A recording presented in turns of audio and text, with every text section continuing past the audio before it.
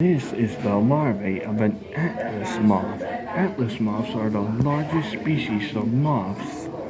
Most are found in Southeast Asia.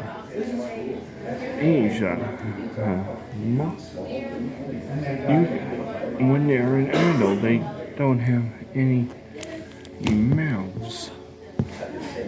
Those innocent Attacus atlas.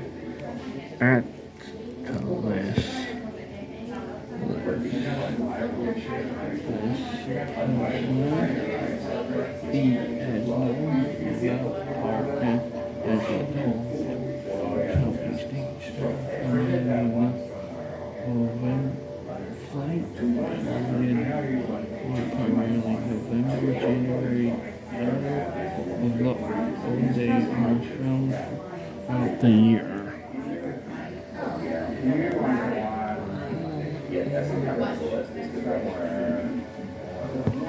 So I just set up to be one.